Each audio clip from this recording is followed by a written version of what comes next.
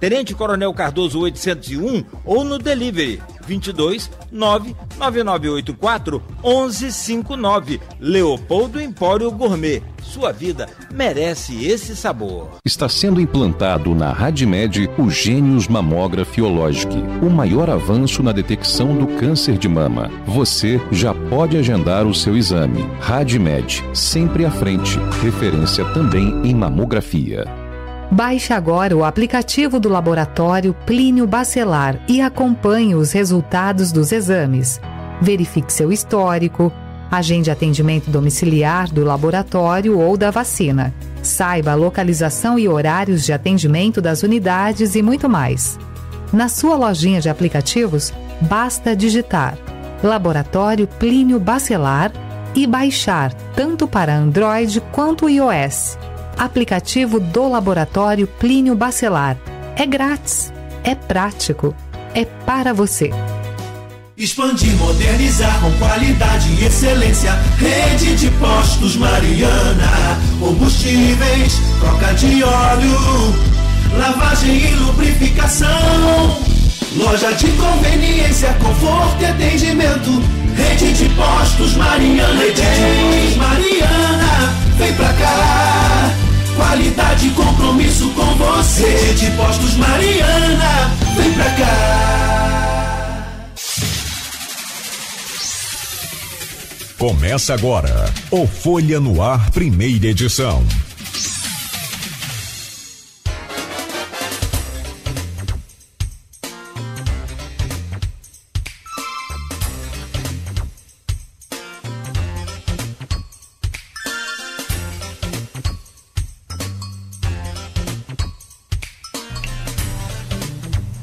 Segunda-feira, 21 de julho de 2025, começa agora pela Folha FM 98,3, emissora do Grupo Folha da Manhã de Comunicação, mais um Folha no Ar. Estamos ao vivo aqui pela Folha, ao vivo também no Face, no YouTube, no Instagram. Você confere este programa, daqui a pouco vai estar editado em podcast e logo mais reprise na Plena TV. 7h06 em Campos. Muito bom dia a todos. Eu sou o Cláudio Nogueira e a partir de agora a gente começa o Folha no Ar com as principais informações desta manhã de segunda-feira, dia 21 de julho.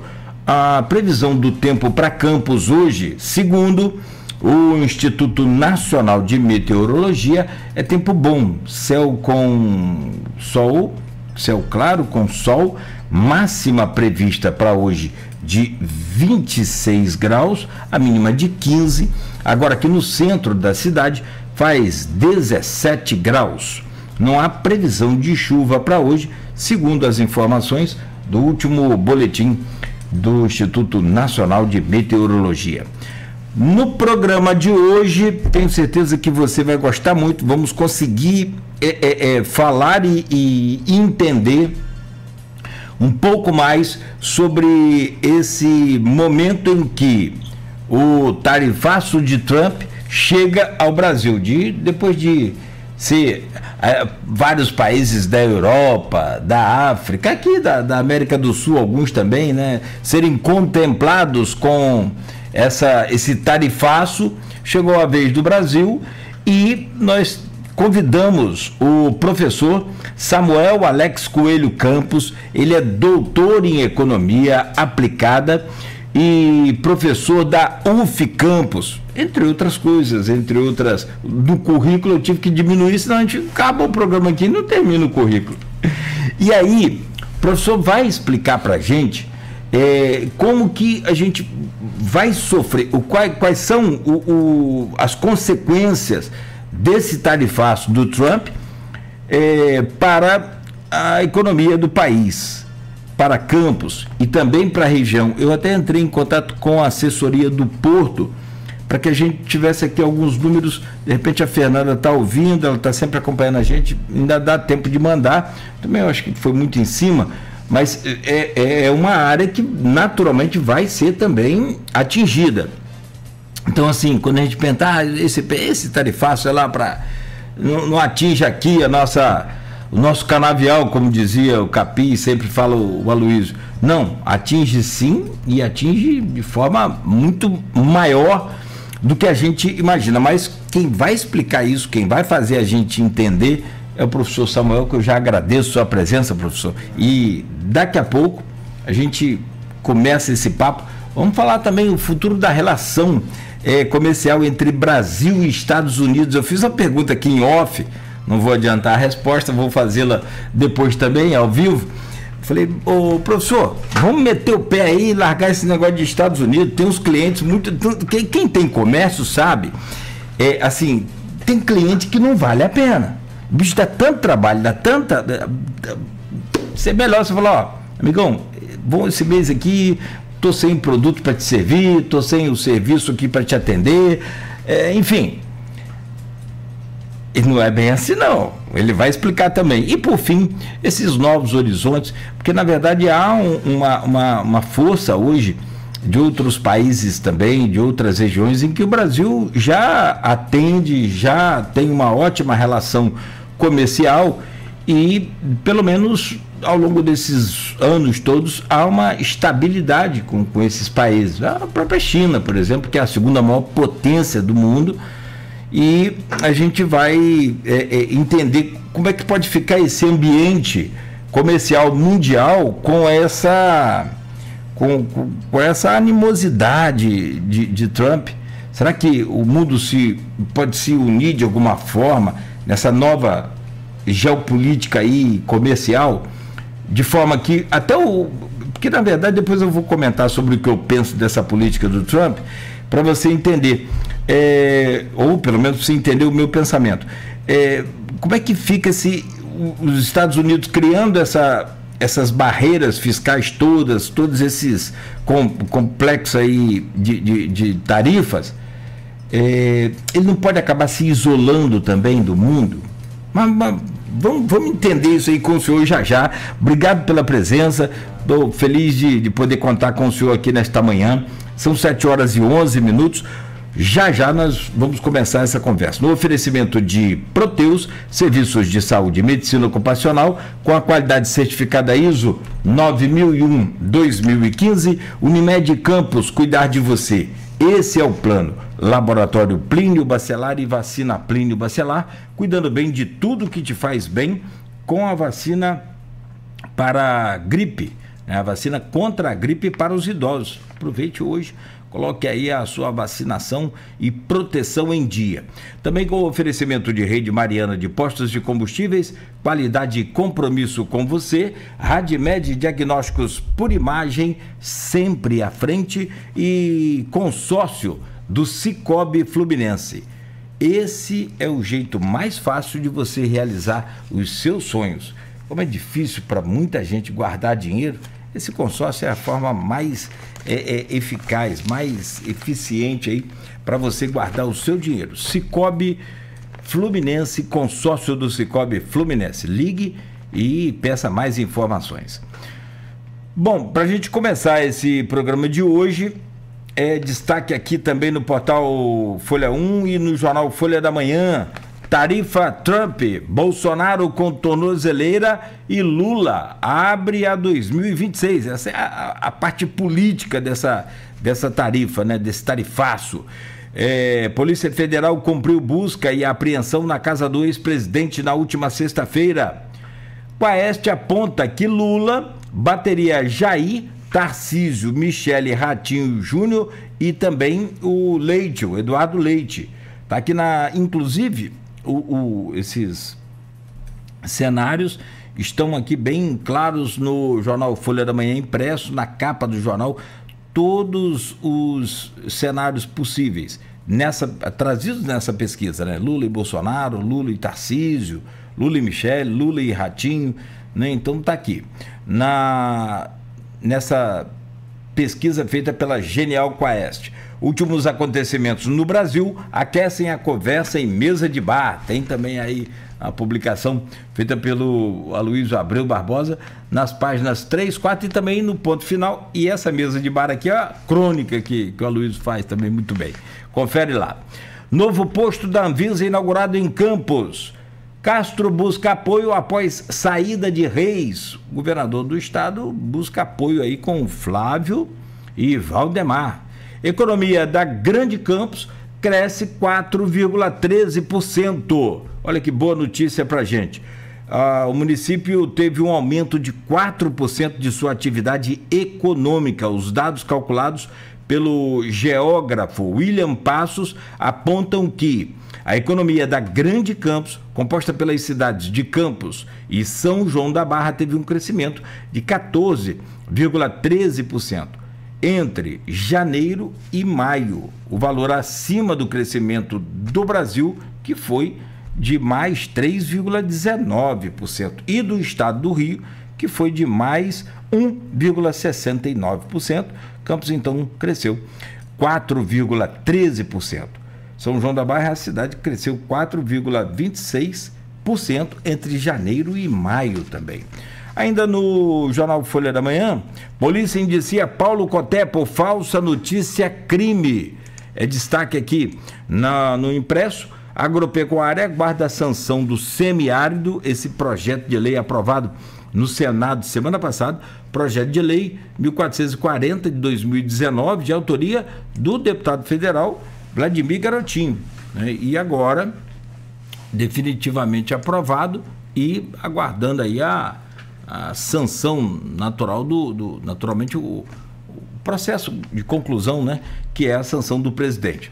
Grupo Barcelos comemora 40 anos no ramo varejista. Essas são as manchetes que estão no portal. E eu quero só trazer aqui rapidamente algumas manchetes do jornal, né, do portal Folha 1. E tem uma notícia muito triste, lamentável para a gente da comunicação, do jornalismo, enfim, mas sobretudo da amizade, né? Porque morreu aos 80 anos o jornalista esportivo Pérez Ribeiro. Biógrafo de Didi, Pérez foi um expoente da imprensa em Campos e atuou em veículos com abrangência nacional. Então, ao Perinho, nosso querido Perinho, como era chamado por todos nós, companheiros de trabalho, eu tive o prazer, né, eu não trabalhei com Pérez Ribeiro, eu fui aluno de Pérez Ribeiro, cara extremamente gentil, catedrático, conhecedor. Beto também trabalhou com ele um tempo também, né? E assim, era um gentleman com seus colegas de trabalho, com sua profissão sobretudo, mas tivemos a oportunidade assim ímpar de poder aprender muito com ele, e que ele possa descansar em paz aí, mas seguramente esse cumpriu sua missão aqui na Terra e cumpriu muito bem. A todos aí da família e a todos os colegas também que estão lutados nesse dia de hoje, nossas condolências. Tá aqui ainda, motociclista morre, mulher fica ferida em acidente na BR-356. As imagens estão aqui, ou pelo menos da moto, né, claro. A colisão entre o carro no início da manhã de domingo, na altura do Jockey. A mulher foi socorrida em estado grave também para o Ferreira Machado. Essas são algumas das manchetes que estão aqui no portal folha1.com.br. São 7h17. Professor acorda cedo, mas para dar entrevista não é todo dia. Privilégio, prazer, professor Samuel, de recebê-lo aqui. É um momento muito importante para a gente usar a academia, eu sempre falo isso, a gente precisa sempre, Campos precisa aprender, o maior polo universitário do interior do estado, a gente precisa acessar esse polo para tudo, no dia a dia das nossas empresas, indústrias, da imprensa, porque vocês são fonte legais de informação, digo legais nesse mundo tão complicado, cheio de fake news, cheio de teoria da conspiração. E aí, assim, te agradeço muito pela sua presença, obrigado por estar aqui com a gente. Obrigado. Bom dia. Bom dia a todos os ouvintes da Folha. Realmente, só puxando o gancho é importante mesmo a gente aqui da academia, né?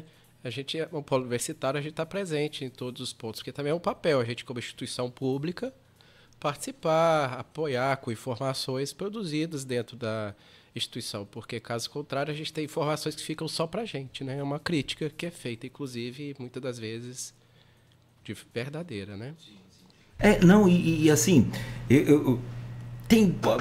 não vou sentenciar nenhum erro, nem isso, mas da nossa parte, da população, da comunidade, a gente busca muito pouco a academia. Sim. Busca muito pouco.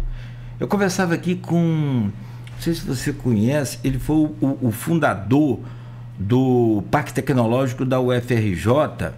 Hoje ele é da Secretaria também de Tecnologia do Estado, o Guedes, Maurício Guedes, colega seu, professor também. E eu falei assim, falando sobre economia, sobre desenvolvimento, essa coisa aqui de tecnologia, está muito relacionada a essa questão do crescimento. E eu falei, cara, Campos tem um potencial muito grande, agrícola, tem potencial de tecnológico, tem de petróleo. O que falta para Campos acontecer? Rapaz, ele foi rápido, categórico, procurar academia, conversar com as universidades. E nós temos aqui vários exemplos disso, que já acontecem, mas ainda meio acanhado. E de lá para cá também, que é da academia para a gente, tem avançado essa coisa de quebrar esses muros. Sim. Né? Tem esse problema mesmo dos muros, de fazer a ponte entre academia e comunidade externa, né? Sim, mas e aí a gente conta com essa boa vontade de vocês, como no caso hoje, para estar aqui com a gente, para a gente conversar e você dar uma aula aqui. É uma situação complexa, nova, né? Para como a gente vai entender. Eu fiz um preâmbulo aqui para a gente começar a conversar. Eu tenho que ler porque fala de data, dia 9 de julho de 2025. Trump enviou uma carta para o Brasil, só para colocar aqui quem não está na página, né? Colocar aqui na mesma página, colocar aqui no mesmo fio. Falando, eu não acho que você pode falar sobre política e tudo, a gente pode falar também, mas eu acho que a grande pegada aqui do programa é a gente... Sim. Eu não sei se você gosta de política. Eu acho que política é uma questão complicada, porque a gente vê principalmente hoje polarização. Então, se você entra na política, e também é algo mais subjetivo. A economia é um pouco subjetivo também, você tem visões diferentes, mas a política, cada um tem a sua. É quase, sei lá... igual o nariz. O nariz. Por aí. Cada um acaba tendo a sua opinião sobre aquele ponto. Então, é difícil discutir política. Quer dizer, discutir, a gente discute, mas chegar ao consenso, principalmente da sociedade de hoje, a gente entrar nos méritos de alguns detalhes da carta do Trump é complicado, né? Sim. Então a gente vai para a parte da economia. Combinado.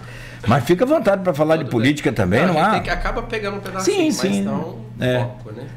E eu acho que aqui é o momento da gente entender e tentar colocar os ouvintes, os seguidores nossos, nesse contexto, porque a gente costuma ver assim, algumas notícias que a gente não consegue entender e deixar para lá. Isso é muito comum. Esse negócio de tarifaço aí, daqui a pouco ele se vira e resolve. Não, isso vai atingir a gente. Vai atingir você que é empresário industrial, você que é motorista de aplicativo, você que é jornalista, médico, enfim, tem uma série de coisas que podem acontecer. Então, nesse último dia 9 de julho, Trump enviou... Ele tem feito essa prática com vários países. Nesse dia mesmo, ele enviou um monte de cartas. E, segundo o documento, a tarifa de 50% será aplicada sobre todas e quaisquer exportações brasileiras enviadas para os Estados Unidos, separadamente das tarifas setoriais já existentes. Ou seja, é 50% sobre tudo, mas para cada setor já tem a tarifa, tem setor que vai dar 100%. Sim. Né? Produtos como aço, alumínio, por exemplo, já enfrenta as tarifas de 50%. E o que tem impactado diretamente essa cirurgia, a siderúrgica brasileira. Agora, o que acho que vale a pena também a gente falar é que já está atingindo diretamente o agro. Foi a primeira área que atingiu e atingiu muito forte, que é o agro. Temos o problema das mangas, é um exemplo empírico, é um exemplo de agora, lá do sertão do São Francisco, já estão embaladas e prontas para ser entregues aos Estados Unidos e parece que não vai acontecer por conta do tarifaço. O que ganhou mais fama, talvez, as laranjas brasileiras, principalmente de São Paulo, que chega a 40%, né, do que é importado pelos Estados Unidos. E por aí vai. Contudo, e aí a questão política, eu não quero, como a gente falou, não preciso de você comentar, mas pode também. Mas qual é a lógica dessa política? E essa é a pergunta: como entender essa política do Trump? É possível? É a minha primeira pergunta, mas eu vou dar a minha opinião também. Eu não tenho também minha opinião pode não importar nada, mas eu vou dar. O que é essa... Como eu não sou economista, sou leigo, mas como que eu entenda essa política comercial do Trump internacional? Para mim, ele parece um motorista de caminhão bêbado, na contramão. Uma hora ele bate no automóvel, arrebenta, prejudica, dá prejuízo material e, claro, aí tem outras consequências também, físicas, né? Pode até matar as pessoas e vai embora, mas vai indo, vai passando. Só que esse motorista bêbado desse caminhão, uma hora vai encontrar outro caminhão também. Agora, qual hora vai ser essa e qual vai ser esse impacto, eu não sei. Por enquanto, os pequenos estão tomando, né, muito prejuízo e correndo riscos sérios. É a minha opinião, pelo menos pode não ter nada a ver, você me explica, mas existe uma lógica para esse tarifaço? A lógica das políticas tarifárias, da política tarifária do Trump, parece ser uma lógica no sentido de que ameaça, porque ele envia as cartas e dá um prazo. Nesse prazo, talvez uma chamando para negociar. Falou, se você não negociar, é isso que você vai ter de tarifa. Que é o que aconteceu com vários outros países, né? Como México e Canadá, que foi do fentanil, ele coloca lá a questão do fentanil. Os países, até de boa vontade, tentam controlar um pouco mais, né, a questão de drogas, para tentar evitar essa tarifa, né? Então é uma situação complicada, é uma política não ortodoxa, vamos dizer assim, porque não passa pelos canais convencionais, né? Trata mais de uma questão, mais uma ameaça, falou, eu vou fazer isso, se você... Mas no caso do Brasil é complicado, porque a carta dele mistura questões políticas, internas e tal, cada um tem sua opinião aí se é justo ou não o julgamento, mas envolve essa política, envolve o judiciário, envolve várias instituições brasileiras e aí até diminui talvez um pouco a margem de negociação, porque fica complicado, né? Negociar não somente, não se trata como no Canadá ou em outros que é o fentanil, que seria você melhorar a fronteira ali. Se trata de uma questão interna jurídica, e aí se é justo ou não, ele está dizendo que não é justo, então por isso deveria ser extinto. Então é uma situação que coloca aí duas coisas, questão econômica e questão política numa mesma carta. Então é difícil negociar as partes políticas aí, nesse sentido, né? O Brasil, o Supremo Tribunal Federal, o governo, acha que não deve negociar isso. Então fica só a parte econômica. Na parte econômica, o Brasil, ao contrário de outros países, ele tem déficit com os Estados Unidos. O que quer dizer isso? Quer dizer que ele compra mais bens dos Estados Unidos que exporta, ao contrário dos outros países que sofreram uma taxação maior, que não foi o caso aqui, né? A gente está importando mais. E, enfim, é uma questão delicada no meio. Eu estava vendo a balança comercial nossa, nós temos desde 2009 uma inversão nessa balança. Nossa, 2009 a gente tinha um superávit começou em 2009 a cair. Então, 2006, 2007, 2008, a gente chegava a ter até 0,93, quer dizer, menos de 1 bilhão de superávit. Ou seja, a gente vendia mais do que comprava até 2006. De lá para cá, começamos a ter, em 2012, por exemplo, nosso déficit com essa relação comercial com os Estados Unidos chegou a 11 bilhões. Em 2021, quase 14 bilhões. Ou seja, o que esses números aqui representam em termos de economia e nessa relação. Se a gente está exportando menos e importando mais, vai tudo ser aumentado? Toda a importação também recebe esse tarifaço? A tarifa é somente dos produtos que vão chegar nos Estados Unidos. Então, o que o Brasil está importando hoje não vai ser tarifado. A gente foi aprovado a lei de reciprocidade, né, que prevê algumas sanções no caso dessa tarifa de fato ser implementada. Mas é complicado também impor sanções. Por quê? Sanções, e até mesmo porque, primeiro, a sanção pode levar a uma escalada de guerra comercial, como foi a China. E segundo, dependendo das sanções, se for, por exemplo, tarifa também, né, então nós vamos, o que vai acontecer internamente? A gente vai ter um aumento dos preços. Isso leva à inflação, e ninguém quer inflação, né, interna. Aumento generalizado do preço do Brasil, se também o Brasil impor sanções. Como pode ser também o que vai acontecer nos Estados Unidos, né? A gente tem nos Estados Unidos, o Brasil importa muita coisa importante para eles, a gente tem uma integração grande entre as duas economias.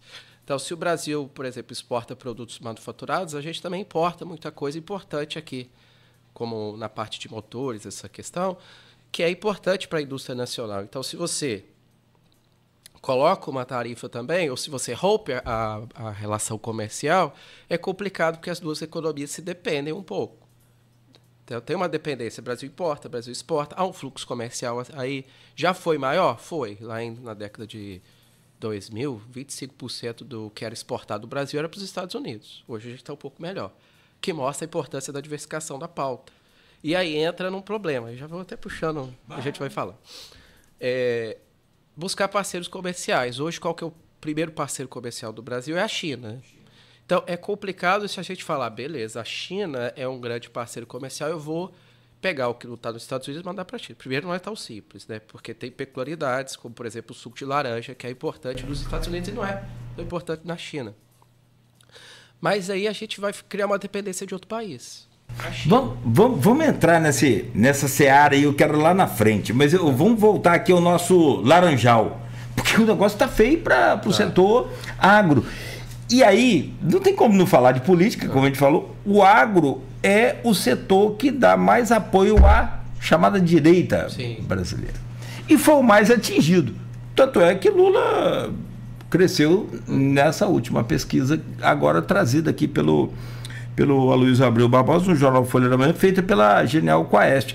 Há um crescimento dele que se deu mal na questão do PIX, onde Nicolas Ferreira fez aquele vídeo, criou uma taxa que não existia e todo mundo acreditou nele e tal. Ficou ruim com o rombo no INSS, né? Pegou mal, e mesmo que o rombo tenha iniciado lá para trás, antes no governo Bolsonaro, você não consegue explicar isso, aquela história. E também teve a IOF, outra batalha também que deu uma... Enfim, nesse jogo de cenas políticas aí, acaba a gente comentando aqui, não tem jeito. Mas o setor agro é um dos mais prejudicados, porque são produtos perecíveis. Sim. Aí eu quero te perguntar, eu tenho uma relação... Politicamente foi um presente para o Lula, né, essa tarifa. Né? Porque, como você mesmo indicou, melhorou um pouco a percepção dele, porque ele estava vindo numa questão... complicada, né? De rejeição, de aprovação. A popularidade dele em queda, o governo rejeitado, chegando a 57% de desaprovação do governo. Então, automaticamente cai a popularidade, né? Enfim. Mas no setor de frutas, o impacto é expressivo. Está aqui, ó. O levantamento feito mostra que 36,8 mil toneladas de manga, olha só, estão em risco. 18,8 mil toneladas de frutas processadas, principalmente açaí, também em risco. 13,8 mil toneladas de uva, também, e 7,6 mil toneladas de outras frutas. Esses dados são da Associação Brasileira de Produtores e Exportadores de Frutas e Derivados. Ó, e nós temos aqui a questão da laranja, que você traz aí também, que a gente conversava mais cedo. Como você consegue dimensionar esse impacto no setor agro? É o mais atingido, como você disse, né? E passa muito pela pauta de exportação brasileira. A gente sempre foi exportador de quê? Do agronegócio. Tanto é que todo lugar que se comenta sobre exportação fala o motor do Brasil, das exportações, principalmente, é o agronegócio. Então ele vai ser o mais penalizado quando a gente tem qualquer barreira comercial.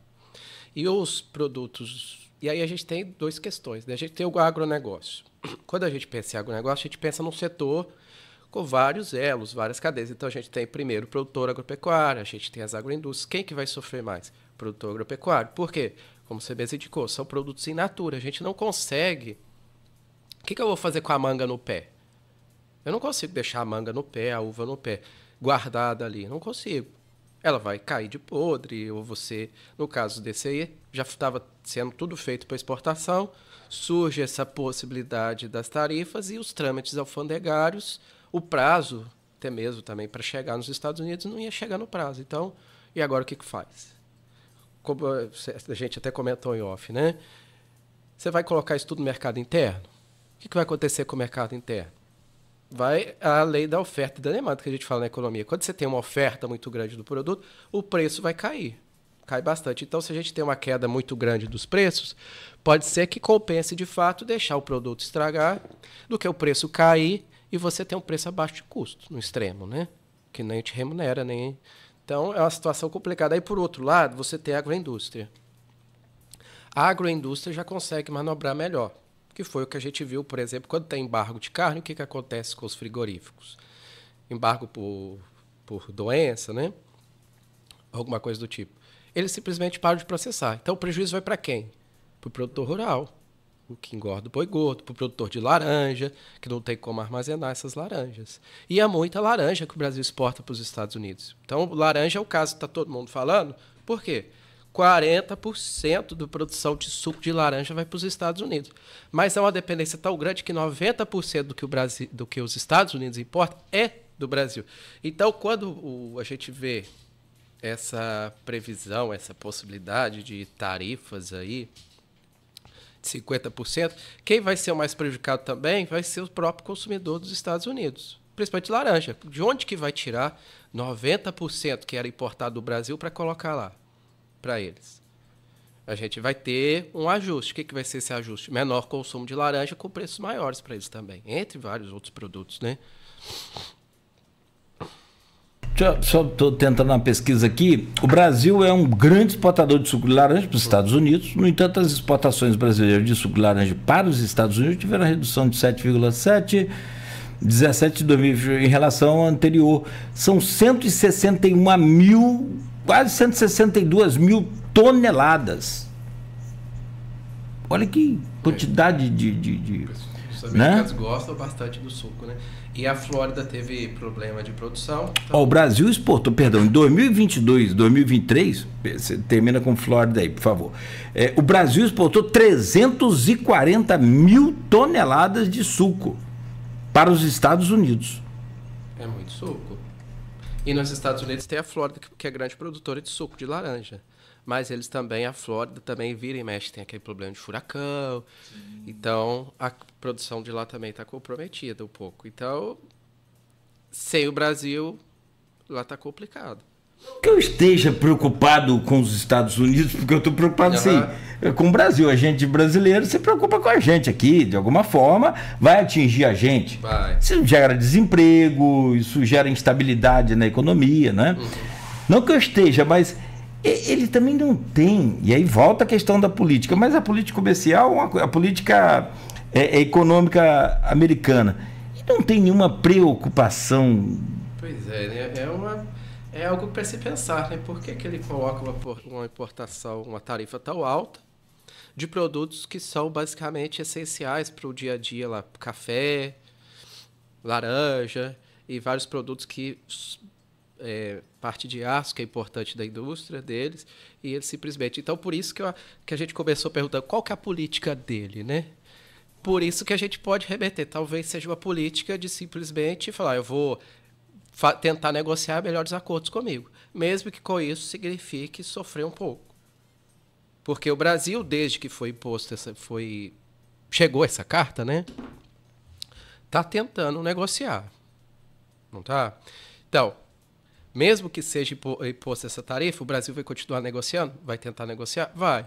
E pode ser que lá na frente chegue ao acordo, mas esse acordo dificilmente vai ser tão benéfico para a gente do que o cenário antes das tarifas. Pode ser que o acordo represente uma tarifa aí de 10, 20, sei lá, supondo nas melhores situações, né, 30%.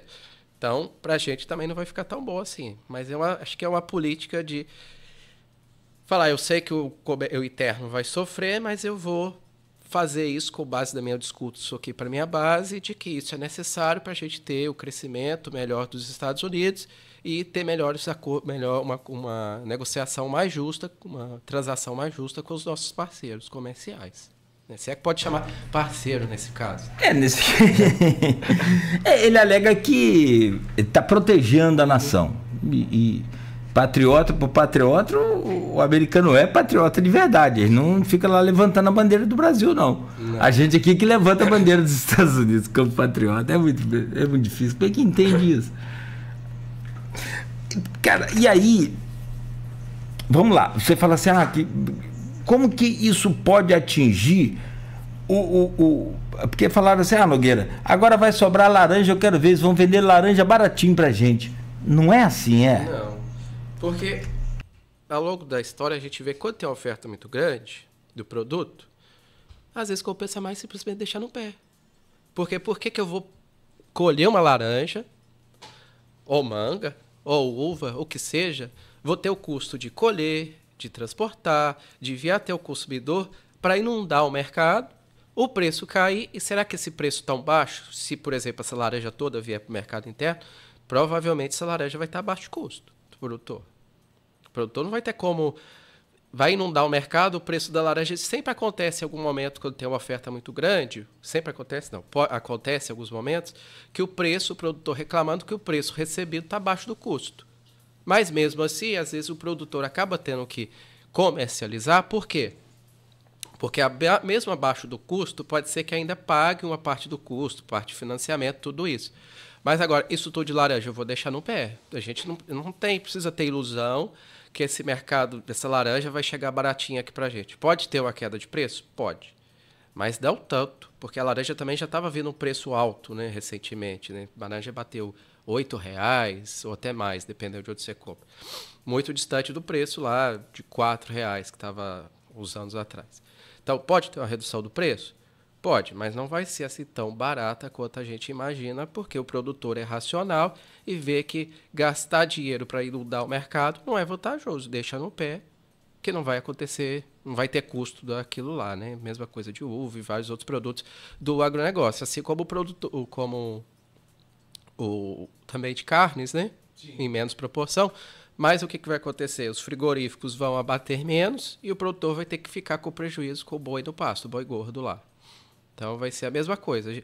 Você pode ter repercussão interna de queda de preço? Pode. Não tão grande quanto as pessoas imaginam. Inclusive, há a previsão de que a gente pode ter uma inflação pequena, um 0,2, advindo desse processo. Aí depende da previsão, né? Por quê?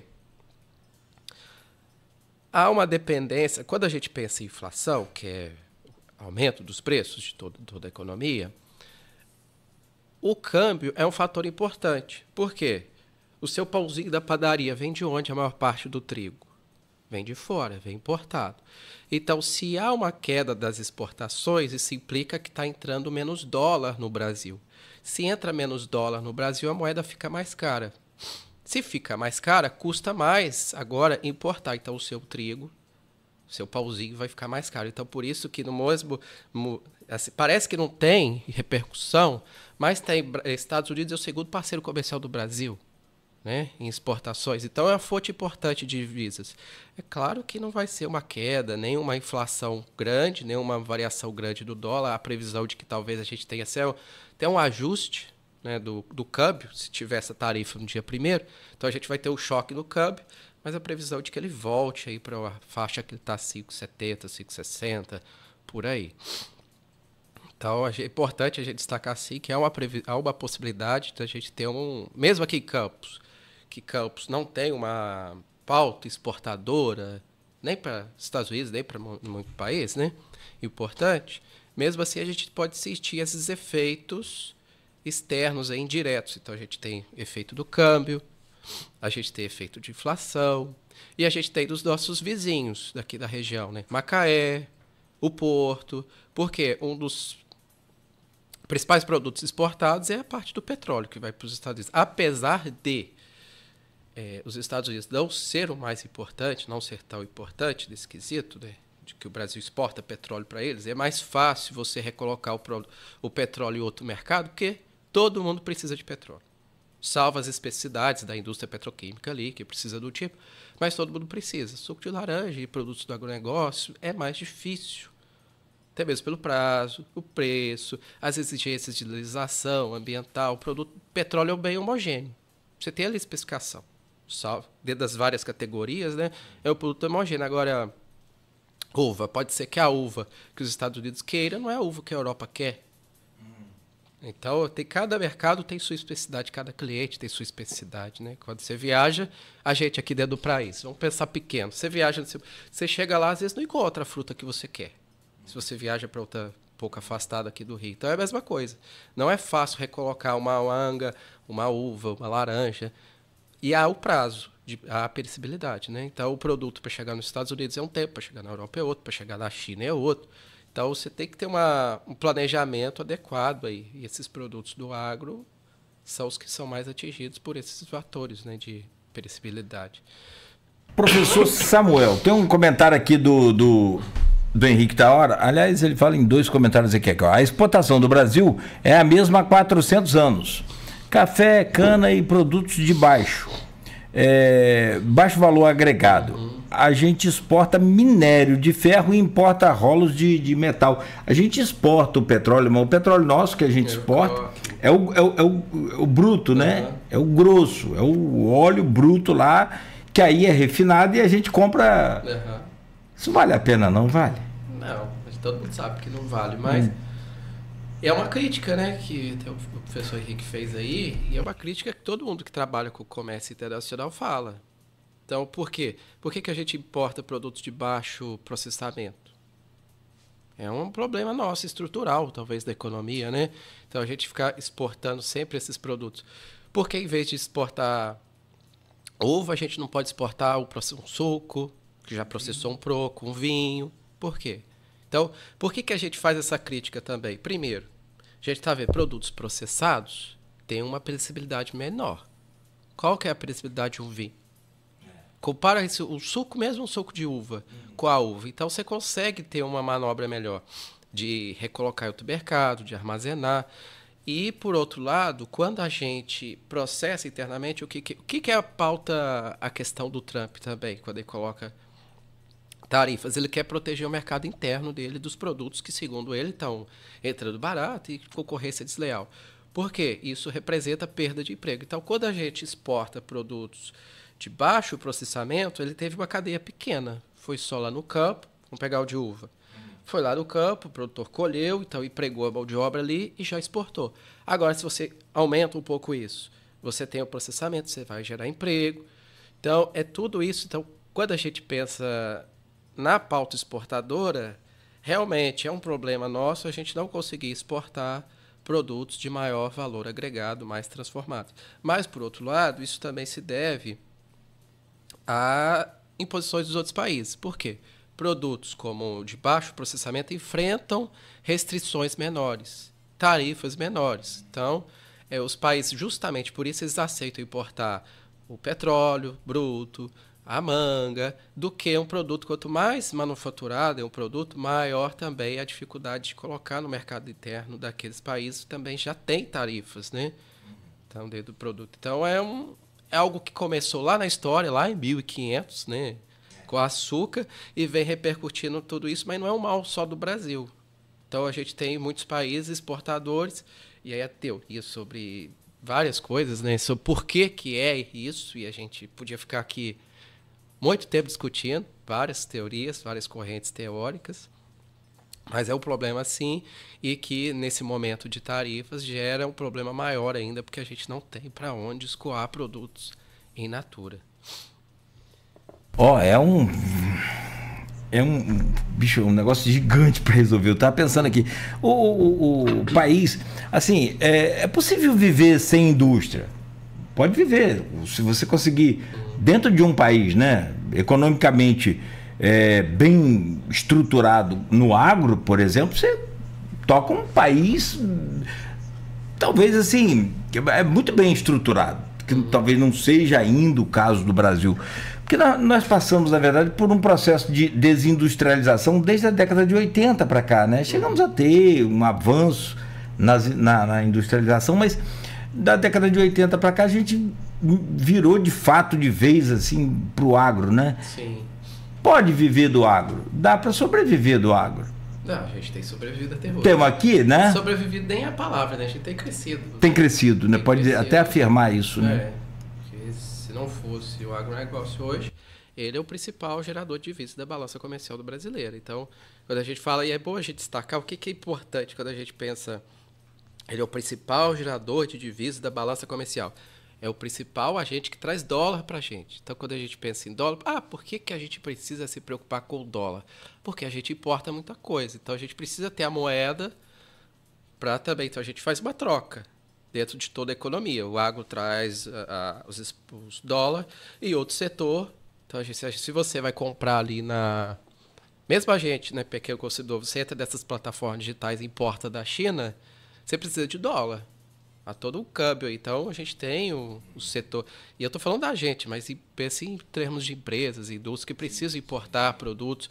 O agronegócio mesmo precisa importar muitos produtos, como defensivos e fertilizantes. Então, há uma troca. E há uma importância aí no setor.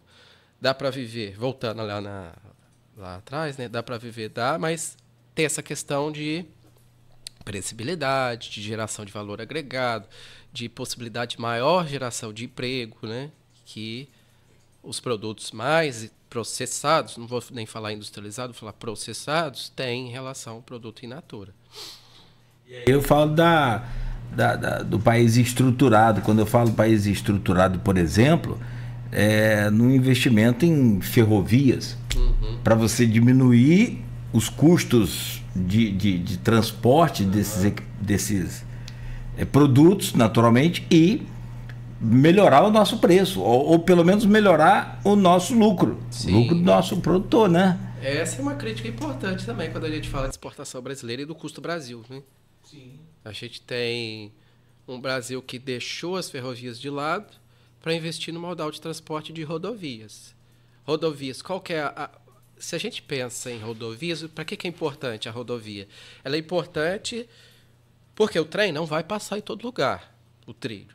Não quero dizer que não vai passar, que não possa. Quero dizer que não é vantajoso você ter um trilho aqui em Campos, outro lá em Macaé, ou em cada cidadezinha, como o modal de rodovias tem. Então, é importante o transporte de rodovias para trazer da estação ferroviária ali em volta, né? Mas o Brasil deixou isso de lado. O Brasil investe, onde já se viu você ter caminhão saindo do centro-oeste carregado com soja, que é um produto de baixo valor agregado, para exportar via caminhão. O custo disso. Se você tivesse... Tem trens, não vou falar que não tem. Tem trens. Mas poderia ser mais exportado por trens e menos por modal rodoviário? Poderia. Deveria, na realidade. E aí isso repercute no quê? O custo do produto no porto. Então, se por um lado você... E aí, como você disse, você tem menor remuneração do agente interno, que você tem custo, e você tem perda, você tem roubo de carga, né? Sim. Tudo isso. Acidente. Você também tem... E aí vai todo o fator, né? Desgaste de rodovias. Imagina essa rodovia que a gente passa aqui, a BR-101, a gente encontra muito caminhão no caminho. Imagine se esses caminhões, até mesmo para a gente como indivíduo, né, que está viajando, imagine se todos esses caminhões reduzissem um pouco e fosse por trem, né? E é importante porque a gente tem um porto aqui perto. Então, se esse modal, a gente não investe em modal ferroviário, esse trânsito tende a intensificar com o aumento do porto aqui, né? E cada vez mais caminhões, desgaste de rodovia, acidentes, tudo isso envolvido. Então, esse foi talvez foi um erro estratégico do Brasil investir em modal de transporte rodoviário em detrimento do ferroviário, que tem um menor custo de transporte aí enfim. Manutenção, tudo, né? O mundo vai o Brasil vai na contramão do mundo nesse quesito também, né? Aí é que eu falo, para a questão do agro ser forte. Por que não se cobra? É o que você falou, tem valor agregado de produtos transportados muito pequeno. Sim. O valor do frete é absurdo. O valor de exportar produto in natura via modal rodoviário. Rodoviário é tenso. Você falou de você pegar e tem casos, por exemplo, você passar com um caminhão no estado do Rio, ainda é mais caro. Porque o roubo de carga aqui é altíssimo. Você ainda tem custo seguro. Seguro nem. Passa dentro do Rio. Tô falando, o seguro nem faz. Falou no Rio, ele fala, não, aí nós não estamos fazendo não. Ó, Henrique da Hora fala que a base dos fertilizantes é importada, que você falou, a guerra da Ucrânia mostrou isso bem pra gente, bem como das rações bovinas e aviárias, o mundo é conectado. Foi o que aconteceu no Covid. Por que a gente teve tanto problema depois do Covid? Porque essas interconexões foram quebradas. A gente viu o preço de muita coisa importante subir aí, porque todo mundo de repente parou de importar, os contêineres ficaram, então todas essas cadeias foram quebradas, como o professor Henrique fala, o mundo é conectado, interconectado, e o Brasil está interconectado a esse mundo, mas infelizmente com produtos in natura. E aí o Brasil tem essa interconexão com os Estados Unidos, com a China, com a Europa, com todos os países aí, de uma forma maior ou menor, ou até mesmo também, a gente está esquecendo aqui do nosso Mercosul, né, da Argentina, né, do Uruguai, do Paraguai, que também são parceiros importantes e talvez podem ser uma alternativa aí, mas não adianta você, de repente, querer exportar tudo que você exporta para um país para outro país. Não tem como, né? Isso vai... Se você não quer inundar o mercado interno de laranja, o que você vai fazer? Vai inundar o mercado do vizinho? Também não vai querer, né? Olha, aquela história, né? Não me venha com solução fácil para problema difícil, né? E é uma pergunta essa que a gente vai entrar no próximo bloco. Mas deixa eu fechar esse bloco aqui com a pergunta do seu colega de ofício, que é o professor Hamilton Garcia, da UENF. E ele diz aqui, ó, professor Samuel, ele tem, na verdade, duas perguntas, e aí a segunda eu vou deixar pro segundo bloco, que está relacionado ao tema. Já são 7h56. Professor Samuel, como você avalia os impactos do tarifaço comercial de Trump contra a economia brasileira? É o que a gente está falando aqui, mas de forma sintética, de forma resumida, como que você consegue fazer esse... Vou tentar sintetizar, como você bem disse, o professor gosta de... Não, mas é para isso mesmo. Vou tentar sintetizar. Primeiro, a gente pode ter um pequeno efeito da inflação, né? Então, inflação para todos. Via também valor do câmbio, né? A gente pode ter uma valorização, ou seja, o câmbio aumentar para SIC 80, SIC 90, isso quando a gente fala de valorização. Redução, geração de empregos internos, então a gente vai ter uma queda do PIB pequena, mas pode acontecer, dada a importância dos Estados Unidos para o Brasil.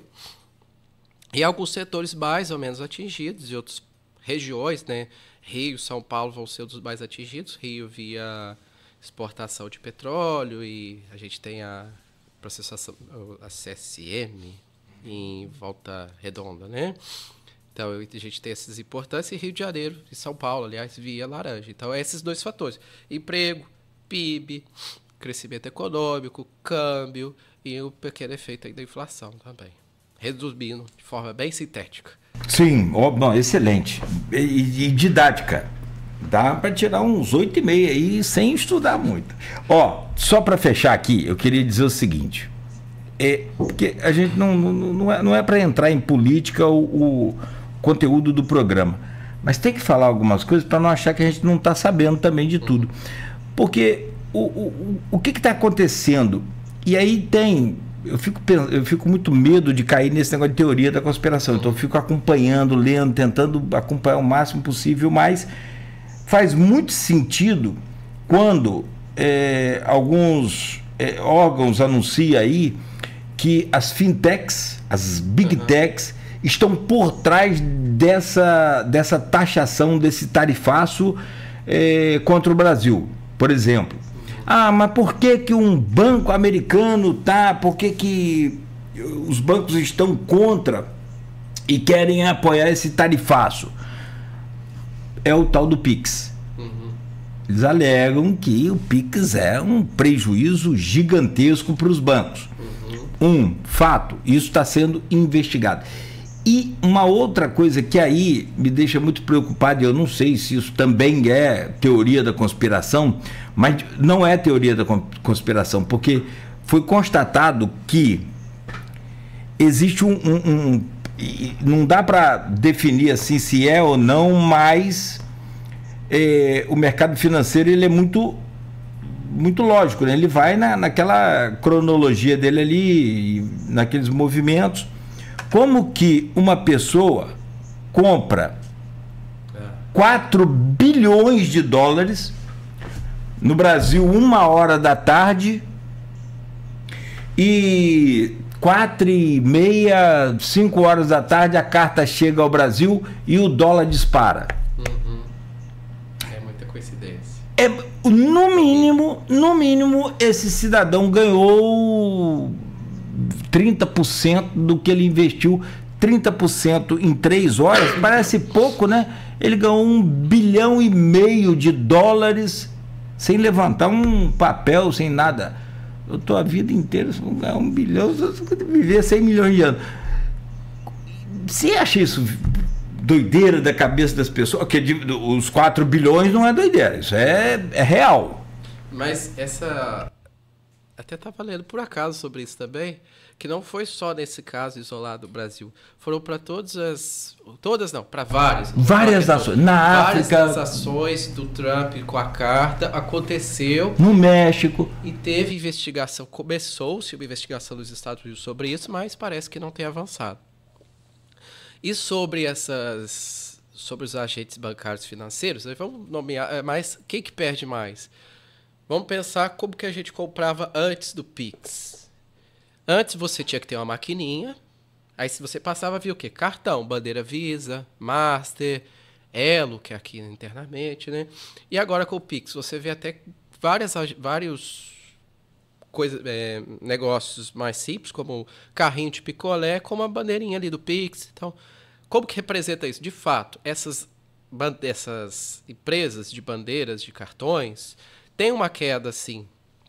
Na realidade, não tem uma queda. Eles cresceram, mas cresceram menos do que talvez teriam crescido, porque hoje a gente troca muito. Às vezes as pessoas pagavam no débito também, né? Sim. E débito via o quê? Carteira, bandeira também, de alguma dessas empresas aí, Visa, Master, que são os dominantes do mercado, que estão onde? Exato. Surgiram nos Estados Unidos. Exato.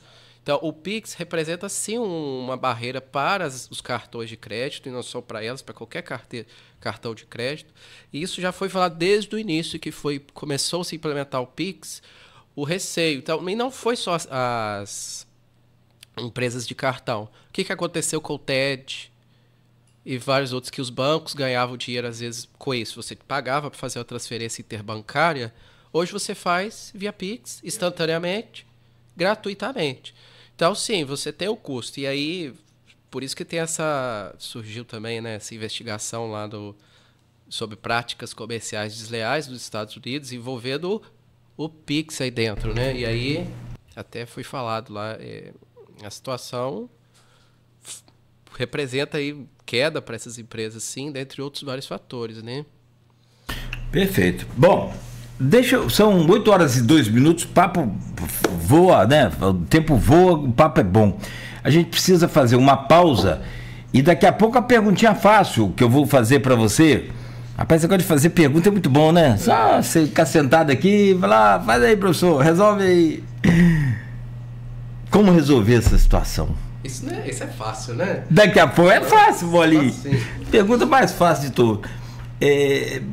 Cara, assim, mais uma pergunta que eu vou te fazer. Podemos viver, aí aquela lá do começo, sem vender para os Estados Unidos? Daqui a pouco você me responde. Será que Trump pode voltar atrás? Hoje é dia 21, nós temos aí 10 dias até a aplicação da... Mas se bem que desses 10 dias faltantes aí, ou que, né, restam para a gente negociar com os Estados Unidos, as coisas já mudaram todas. Não vai precisar necessariamente, oficialmente, dia 1º de agosto, mas na prática já está, né, tendo complicações aí em vários setores. Bom, são 8h03, uma pausa rápida aqui com o professor Samuel, para a gente tomar um cafezinho. Pena que não tem um queijinho, né, professor? Faltou. O professor Samuel é doutor em economia aplicada, ele é mineiro, né? E é professor aqui da nossa gloriosa UF. Mora em Campos quanto tempo, professor? Desde 2016. Ah, então já tomou água do Paraíba Bessa, já é campista batizado já.